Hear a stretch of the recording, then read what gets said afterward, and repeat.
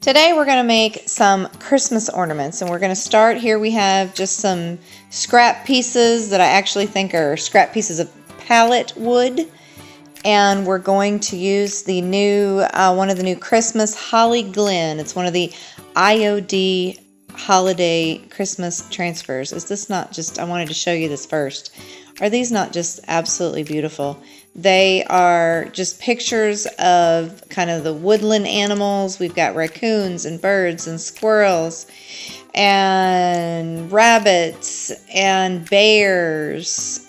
Oh my gosh, see, I'm just kind of going through them here. I can't even remember now. Deer, fox. But they're just absolutely wonderful. So you can see here I'm in the process of working on a project where I put this on an upcycled cutting board, and I just absolutely love them. So just kind of going through, showing you the options. Some of them have a background, some of them are not, and oh my gosh, is that not incredible? I cannot wait to use that one. Anyway, going back to what we're doing right now. We're going to use these pieces of wood, and then I also picked up, yes, that is a pajama sleeve that you see there. I picked up these two birds for 75 cents at the Dollar General. So we're going to do some work on them, but we're going to use the white linen. It's by DIY and Jami Ray Vintage, and it's the Cottage core color. It has a built-in sealer. So I'm going to kind of do a dry brush technique, so you can see I'm kind of wiping off most of the paint, but it helps to give this a little bit of a seal, so it'll make it a lot easier for my transfers to stick to it, and plus it just kind of lightens it up and helps it to show. I won't need to do, you know, a full coverage because I really want that rustic wood to come through. And so I go through and I pick which ones I want, and transfers are so easy. If you've never used them before, they're almost like a decal, and you're going to put it on there. You're going to use the stick that comes with it, and I'm just using the plastic that was covering it to kind of brandish it down, and that just means I'm going to check to make sure there's no places that aren't connected, because even though I'm using this little tool, there can still be some places where it's not actually, you know, touching. So when you rub it that way, it keeps you from tearing it. So here are the four I did. Are they not? I love those. Oh my goodness. And you want to seal in a transfer when you put it on something that you can seal. So I'm going to use the Sweet Pickins top coat, and it dries completely matte and clear. So I will still have that rustic look here. You won't actually even see the sealant at all, but it will help to make sure that the transfers don't peel up, but it means that if you need to wipe it off, dust, anything like that, you know, it's good and secure on there. And I just go ahead and I actually do all over, six sides. So now sticking with the theme of the cottage color, this one's crockery, right? Crockery. And you can see I painted those white, and then I decided that just really didn't blend with the background on my transfer, but oh my gosh, this crockery is almost exactly the same color.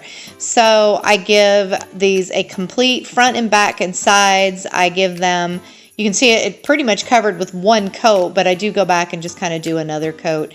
And then I distress the edges a little bit, just kind of keeping them from looking so brand new. I like that rustic look, and I just want things. And it brings back a little bit of the white, but then it also goes all the way through to the wood.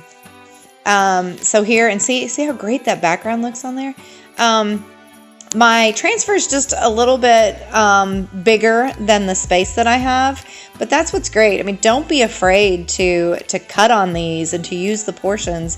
I mean, it does definitely not require that you use the entire piece. So I'm going to go through and just cut it out, and I'm kind of, you know, I'll fold it down and figure out where to cut, and here I'm just kind of folding it to see what's going to be where and making sure I get the majority of the picture right in the center where I want it. When I am cutting on a transfer or I'm going around a surface, sometimes I'll cut it, especially if it's rounded, I will cut and make some slits just to make it a little bit easier to fold it over, and I'm not dealing with a whole flat piece and expecting the little individual design to lay flat. So by cutting it and giving it a little bit of flexibility. So again, when your surface is slick, you want to make sure you're dedicated to where you put it down, because a lot of times it will stick immediately as soon as you have it in there. But again, using the same transfer tool, I'm just going to rub on that and get my entire design to stick. And I kind of fold it over the edge there on the top, a little bit down on the bottom. And you gently begin to lift on that plastic. If you have a place that isn't stuck, you just fold it back down and go.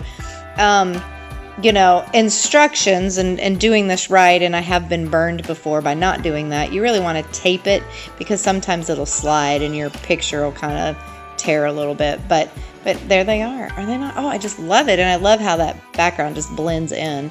On this one, again, like I said, I was just kind of trying to keep that rustic look, so I'm using the DIY dark wax, and I'm putting it all around the edges, especially where that bright white shows through, and where the where the light colored wood comes through when I sanded all the way through the paint and into the wood.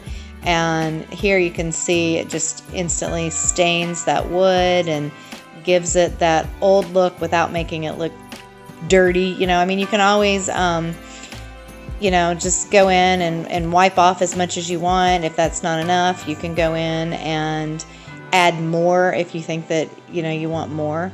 Since I'm not going to put a transfer on the back, you could easily do both sides. But I am going to just kind of give that distressed look. So apparently I'm going to show you the entire thing. So I just put it around the edges with one little dot in the middle, and then as you spread it around, you can see that, you know, it is plenty. A little goes a long way. So now I have these adorable little eye hooks that I'm putting in here. And for these 4, I used gold, and the 2 birds I used silver, just to kind of change it up a bit. And, you know, this wood's soft enough that I just poked it in there and kind of turned until it got a good grip. You can always use a drill and make a very fine or small hole. But I went ahead and just used my fingers. It was a little bit harder on this one.